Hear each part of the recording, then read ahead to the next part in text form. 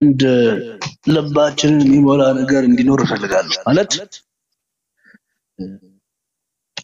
የታረደልን ሰማያትንና ምድርን የሰራ ዓለማት ሁሉ የሚንቀጠቀጡለት መላእክቶች ጎንበስ ቀና እያሉ ደከመን ሰለቸን ሳይሉ የሚዘምሩለት ሰማይ ዙፋኑ ምድር እግሩ መረገጫ በዘላለሙ ዘላለምን አድርጎ የሚኖር ከምድር መፈጠር በፊት የነበረ የሁሉ የበላይ ትልቅ የሆነ እግዚአብሔር ነው ስለኛ ሞትና ስለኛ ኃጢአት ስለኛ ጥፋት በመስቀል ላይ የተቸነከረው እዚህ ሰው ቢወዳችሁ ገንዘቡን ሰው ቢወዳችሁ ያለውን ጥሩ ነገር ሰው ቢወዳችሁ ያለውን ጥሩ ፍቅር ሊሰጣችሁ ይችላል ይሆናል ሊሞትላችሁ ግን የሚወለድላችሁ የለም ለዚህ ኢየሱስ ለምን ተወለደ ካላችሁ ኢየሱስ የተወለደው ሊሞትላችሁ ብቻ ኢየሱስ ምድር ለመጎብኘት አልተወለደም ኢየሱስ የሆነ አካባቢ ለማየት አልተወለደም ኢየሱስ የተወለደ ለመሞት ብቻ ነው ለዚህ በአለማችን ላይ ምድር ከተፈጠረ ሲዝን ጀምሮ ለመወለድ ለመሞት የተወለደ ብቸኛ ፍጥረት ኢየሱስ ብቻ ነው ለምን ካላችሁ የመሞቱም የመወለዱም ምክንያት ሞት ለነበር ነው የመጽሐፍ ሲናገር አንድ ነገር ይነገራል ከድቅድቁ ጨለማ አለ ወደሚደነቅ ብርሃን አይደለም ስለዚህ ከድቅድቁ ጨለማ ወደሚደነቅ ብርሃን በልጁ በኩል የመጣን ሰዎች ነን ለዛ ነው ብዙ ሰዎች ብዙ አይነት ትርጓሜ ሰጥተውበታል ለዚህ ቃልና ኢየሱስ የሚለውን ቃል በዕብራይስጥ ኢየሱዋ በግሪክ ደግሞ ኢየሱስ ይላል ትርጓሜውም አዳኝ ኦር የሚያድን ማለት ነው ስለዚህ ኢየሱስ ያዳነን ከሆነ ነገር አይደለም ኢየሱስ ያዳነን እግዚአብሔር ከሌለበት ህብረት ብዙ ሰዎች በብሉይ ኪዳንና በአዲስ ኪዳን ያለው የህይወት ትልቁ ልዩነት አንድ ነው ምንድነው ካላችሁ እነዛ እግዚአብሔርን ከሩቅ አይተውታል እኛ ደግሞ እግዚአብሔርን ከሩቅ አይደለም በውስጣችን ያየነው እነሱ እግዚአብሔር ከኛ ጋር ነው ብለው አማኑኤል ሲሉ እኛ ግን እግዚአብሔር ከኛ ጋር ነው አይደለም ያለው እግዚአብሔር በእኛ ውስጥ አለ ገባችሁ እግዚአብሔር መጣና ሰለሞንን በዚህ ስንዝር ልክ አለ ቤተ መቅደስ ስራልኝ ለምን ሲባል እኔ እዚህ ማደር ፈልጋለሁ ብሎ ከስንት ሀገር ሰለሞን ወርቅና ብር ሰብስቦ ቤተ መቅደስ ሰራ እግዚአብሔር ሲዘን ሻራውና ኖ ወደ መቀመጠው የሆነ አራት በእናንተ ውስጥ ነው አለ ለዚህ ዛሬ ኖርማል ምን ሆነበት ቀን አይደለም ዛሬ የሆነ የከበረ ሰላምታችንን የምናስጠብቅበት ቀን አይደለም ዛሬ ንጉሳችን ኢየሱስን የምናከብርበት ቀን ነው ምክንያቱም አንድ በጣም የሚገርመኝ ቃል አለ ኤርሚያስ 11:19 ላይ ትንቢተ ኤርሚያስ 11:19 ላይ አንድ ሚል ቃል አለ አይደል እንደሚታረድ በግ አይደል የሚለው እንደሚታረድ በሸላቶቹ ፊት አለ ዝም አለን ያለው እንደሚታረድ በግ በሸላቶቹ ፊት ዝም ያለው ሊያድነን ነው ከሞት ከጨለማ ከህይወት እግዚአብሔር ከሌለበት ህይወት ያ ጌታ ነው ዛሬ ተወለደላችሁ ያ ጌታ ነው ስጋን የለበሰላችሁ ለዛ ሁሉ ስለ በሽታችን ታመመ ስለ ኃጢአታችን ደቀቀ የሚለው ለዚህ የደም ላብ ሊያለብልን ነው የተወለደልን ጌታ ዛሬ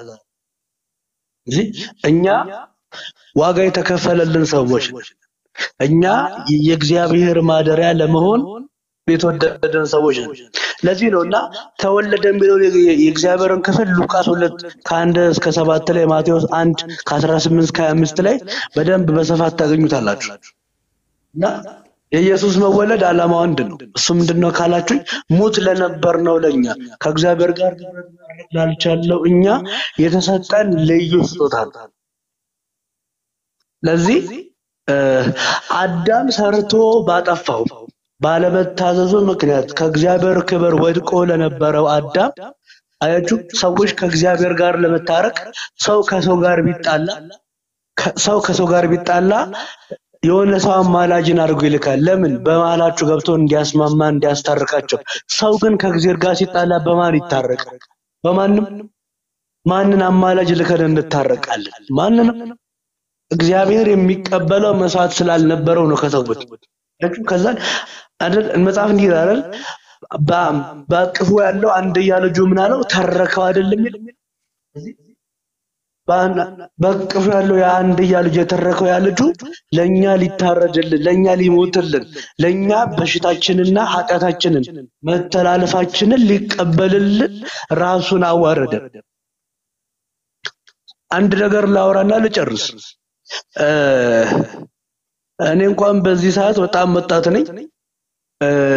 እስኪ ባለበት ከተማ ውስጥ ከሆነ ቦታ እስከ ሆነ ቦታ ያለምንም ልብስ ሂድ ብትሉኝ አልሄድም። ምክንያቱም ያለምንም ልብስ ልሄድ የሚችል እብድ እንጂ ጤነኛ ስላልሆነ፣ ለዚህ በራሴ ሰውነት አፍራለሁ። እግዚአብሔር ግን ሰማይና ምድርን የፈጠረ አላፋትና ምድሪቱን ያቆመ እግዚአብሔር ግን ሳያፍርብን አምላክነቱን ጥሎ መጽሐፍ ሲናገር ኢየሱስ 33 ዓመት ተኩል እንደሆነ ይነግራል። 33 ዓመት ተኩል አምላክነቱን ወደዛ አድርጎት ኖሮልናል። በስጋ ሲመላለስ ፍጹም አምላክ ፍጹም ሰው ቢሆንም ግን በሰውነቱ ግን የሚያጣቸው ብዙ ነገሮች ነበሩት። ለምሳሌ አምላክ በነበረበት ዘመን ሁሉም ቦታ የሚገኝበትን ነገር ሰው በነበረበት ዘመን ሁሉም ቦታ ይገኝም ነበር። ያንን ክብር ያጣው ለማን ይመስልሃል? ያንን ክብር ያጣው ለማን ነው? ለኛ ነው፣ ለእናንተ።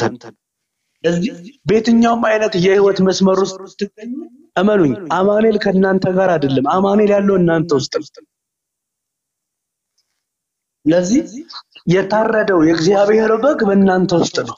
ለዚህ ከዚህ በላይ ክብር የለም። ለዚህ ሰባት ሰገሎች የሰገዱለት ያ የእግዚአብሔር ቅዱስ እናንተን አክብሮ በእናንተ ውስጥ አለ። ለዚህ ይህንን ቀን ማግኘት መቻላችሁ እድለኝነት ነው። ብዙዎች እውነትን ፍለጋ በብርጭቆ በሚጋጩበት ዘመን እኛ ኢየሱስ ማለታችን ክብራችን ነው። ለዚህ ሁሉ መጽሐፍ አንድ የሚነግረን ቃል አለ። ማንም አለ አይደል ወልድ ከተሳበ በቀር አለ ወደ አብ የሚመጣ የለም አለ። ስለዚህ ዛሬ ወልድ ነው ወደ አብ የሳበን፣ ወልድ ነው ወደ አብ የሳባችሁ። ለዚህ ወደ አብ የሳበን ደግሞ ታርዶልን ነው። ወደ አብ የሳበን ደግሞ ሞቶልን ነው። ወደ አብ ደግሞ የሳበን በጣም የሚገርማችሁ ነገር ተወልዶላችሁ ነው። አስቡት፣ ዘላለምን አድርጎ የኖረ እግዚአብሔር አንድ የሆነች ደናግል በሆነች ሴት ማህፀን ውስጥ አልፎ እኛን ሊያድነን መጥቷል። ይሄ ባይምሮ ቢታሰብ አይታሰብም ማለት። ሌሎች እምነቶች እኮ የማይቀበሉት አንድ ነገር አለ አይደል? እንዴት አምላክ አይወልድም አይዋለድም ይላል። ለዚህ ነው በጣም የሚገርመኝ ቃል አለ ዮሐንስ 14 ላይ አንድ የሚነግረን ቃል አለ። በጣም ወዶ ቃል አለ። እንደዚህ ይላል፣ ይሄንን የእውነት መንፈስ አለ እነሱ አያውቁትም አለና እናንተ ግን ታውቁታላችሁ። ለምን ሲባል ያንን ዕውቀት የሚያስረዳ ቅዱስ መንፈስ ምን አለ በእናንተ ውስጥ አለ እኮ ነው የሚለው። ኢየሱስ ለአንዳንዶች ቲዮሪ ሲሆን ለኛ ህይወት የሆነው በምንም ጉዳይ እንዳይመስላችሁ። ምክንያቱ አንድ ነው፣ ያ መንፈስ ነው እኛ በእኛ ውስጥ ያለው። አያችሁ፣ ያ መንፈስ ነው በእናንተ ውስጥ ያለው። ለዚህ ያንን መንፈስ የተቀበልን ሰዎች ነን። የእግዚአብሔር ልጅ መወለዱን እንደ ቲዮሪ አይደለም የምናውቀው፣ እንደ ህይወታችን ነው የምናውቀው። ለዚህ ከዚህ በላይ ክብር፣ ከዚህ በላይ ኃይል፣ ከዚህ በላይ መገኘት የለም። ለዚህ ኢየሱስ ሲወለድላችሁ የሰጣችሁ አንድ ነገር እሱም ነው ተቃላችሁ፣ ቅዱስ መንፈስን የሰጣችሁ። ለዚህ ያንን ቅዱስ መንፈስ የተቀበላችሁት እናንተ ያንን ቅዱስ መንፈስ የተቀበላችሁት እናንተ ከዚህ በላይ ክብር፣ ከዚህ በላይ መንፈስ፣ ከዚህ በላይ ኃይል የላችሁ። ለዚህ ድንቅ ነው። ትልቅ የሆነው እግዚአብሔር ሜትር ከምናምን በማመላው በእኛ ውስጥ ኖሯል። ይሄ የእግዚአብሔር ድንቅ ነው። ሰው የተወሰነ ገንዘብና ሀብት ሲያገኝ ውሎ በሚቀየርበት ዘመን እሱ ግን ሰማይ እየኖረ ምድርን መርጧል። በእኛ መሃል ሊመላለስ ወዷል። የሆኑ የምናቃቸው ሰዎች በሆነ ነገር ተሽለናል ያስቡ የሆነ መንደር ቀይረዋል እኛን አይመጡልንም ብሎ ስላሰቡ፣ አምላክ ግን ሰማይ ቤቱ ምድር እግሩ መረገጫ ሆኖ ሳል በእኛ መሃል ግን ሊያድር አላፈረብን። ለዚህ ትልቅ የሆነው እግዚአብሔር ትንሽ በሆነኛ ውስጥ ተቀምጧል። ለዚህ ለአንዳንዶች ቲዮሪ የሆነው ምንም እንዳይመስላችሁ፣ ለኛ ቲዮሪ ያልሆነው ጌታ ምክንያቱ አንድ ነው። እሱ ምንድነው ካላችሁኝ ያንን ቅዱስ የሆነው መንፈስ ተቀብለናል።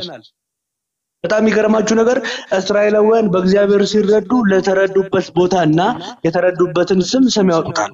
እግዚአብሔር ሲረዳቸው እግዚአብሔር ረዳን ብለው አቤነዘር ይላሉ። እግዚአብሔር ከነሱ ሆኖ ሲያዩት እግዚአብሔር ከኛ ጋር ነበር አማኑ ይላሉ። እግዚአብሔር ከኛ ጋር ነበር አይደለም እንለው፣ እግዚአብሔር በእኛ ውስጥ አለ። ለዚህ የትኛውን ቦታ ላይ ስንገባ የምንሄደው ኪንግን ተሸከመን። ለዚህ ኢየሱስ መወለዱን ስታስቡ ማሰብ ያለባችሁ አንድ ነገር የትም ሁኔታ ውስጥ ብትሆኑ ብትወርቁ ብትነሱ ብትጠፉ ብትገቡ የህይወት መስመራችሁ እንኳን ቢሳሳት እመኑኝ ተሸከማችሁ የምትሄዱት አንድ የነገስታት ንጉስ ነው። ስለዚህ የእግዚአብሔር ማደሪያ እንደሆነ የገባው ሰው የኢየሱስን መወለድ ቀላል አድርጎ አያየው። ገባችሁ? እኛ ስለ ኢየሱስ መወለድ ስናስብ የሆነ ስለምንበላቸው ስጋ ስለምንጠጣቸው መጠጦች አይደለም የምናስበው።